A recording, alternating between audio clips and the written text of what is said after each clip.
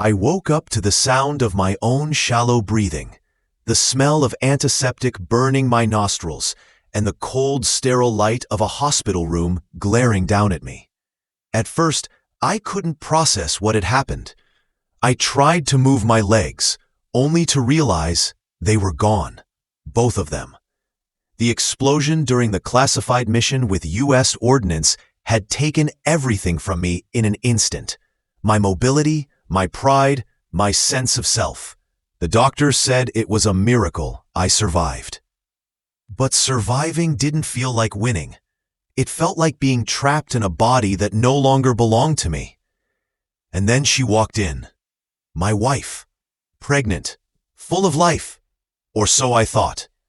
She came in, eyes scanning me, lips trembling, and then nothing. Silence. "I can't raise kids with half a man," she whispered, her voice trembling with an emotion I didn't understand at first. And just like that, she turned and walked away. My world shattered in that moment, and the only sound that remained was the steady beeping of machines. Months passed. Days blurred into nights. I learned to live in my body again, to maneuver my wheelchair, to rebuild myself piece by piece. But the loneliness, the sting of betrayal, and the haunting memories of that mission never left.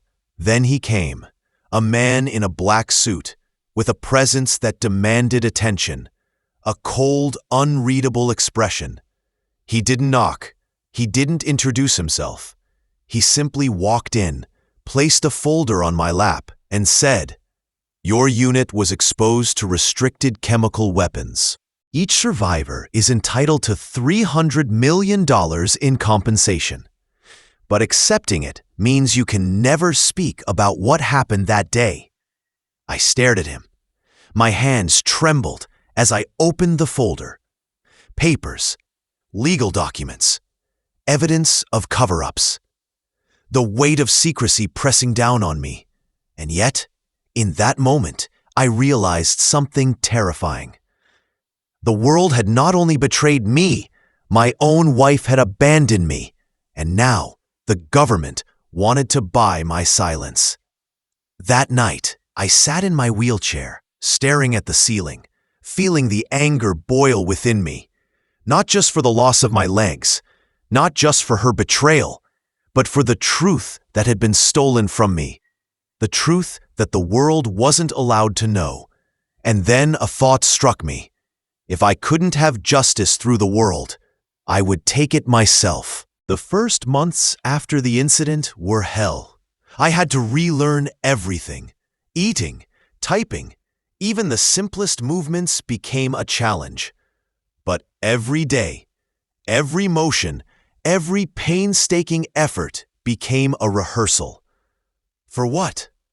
For revenge, for reclamation, for the moment I would make her feel even a fraction of the pain she had caused me. I started digging. Contacts from my time at U.S. Ordnance, fellow soldiers, even old intelligence sources.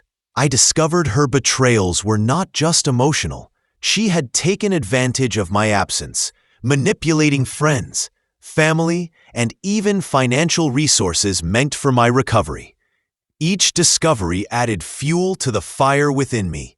I trained, not in running or jumping, those were gone, but in the art of precision, strategy, and control. Wheelchair maneuvering became my battlefield training. Every movement calculated, every second measured. I learned surveillance, hacking, and the subtle art of psychological manipulation. I wasn't just going to confront her. I was going to dismantle her world. It wasn't enough to confront her. She had to understand the full scope of her actions. Every lie, every betrayal, every cruel word had to be mirrored back to her in a way that could not be ignored. I created a meticulous plan. Track her daily life, every movement, every contact. Infiltrate her social and professional circles without detection. Plant evidence that would reveal her manipulations, expose her lies, and make her question every relationship she held dear. Arrange a final encounter where all the threads would unravel in front of her, leaving no room for excuses or denial. I had patience, I had precision, and most importantly, I had a purpose. It began subtly, anonymous messages that hinted at her secrets being uncovered. Strange coincidences that made her doubt her own decisions. Friends questioning her integrity. Colleagues noticing anomalies. And all the while, I observed, silent, invisible, unstoppable.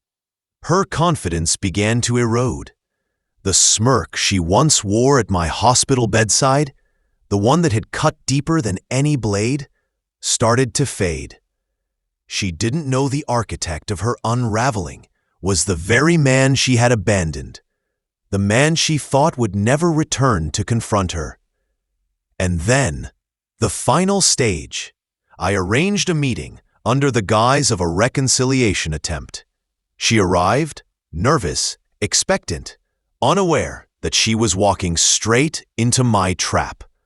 The room was empty, save for the evidence I had meticulously arranged.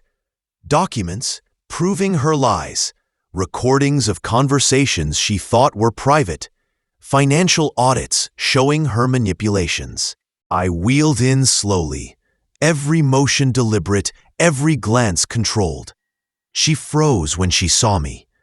No longer the man she abandoned, but a force shaped by betrayal and fire. "You left me," I said softly, voice calm but edged with anger. "You said you couldn't raise children with half a man. You walked away while I was dying, while I was broken, and now you will see what happens when someone underestimates me." Her eyes widened. Fear, confusion, a trace of guilt. But I didn't stop there. I laid out everything. Her lies, her manipulations, her betrayals. Every single act, recorded, documented, undeniable. She tried to speak, tried to cry, tried to excuse herself. But I had already won. Not with brute force, not with anger, but with truth. The truth she had buried under her arrogance. I didn't need to hurt her physically. That wasn't my plan. The real revenge was psychological. Watching her crumble as the life she had carefully curated began to fall apart.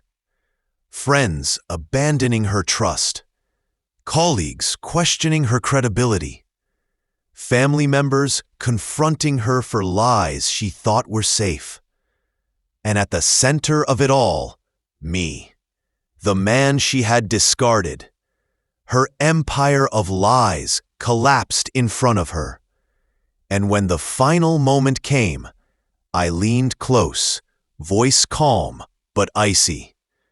"You thought you could leave me, walk away, and nothing would happen. But I'm here. And now you feel what it is to lose everything, to have the truth pierce your life like a knife. This is your world now, empty, broken, transparent. And I survive. I thrive, because you underestimated me." She fell silent. Tears streamed down her face, but they were useless. The damage was done. I didn't gloat. I didn't shout. I simply turned, wheeling out, leaving her with the full weight of her decisions. Months later, I signed the compensation papers, the $300 million from the government. But money never mattered. What mattered was balance, justice, revenge. I had reclaimed my life, not by fighting my limitations, but by using my mind, my patience, my experience, and the fire that betrayal had ignited inside me.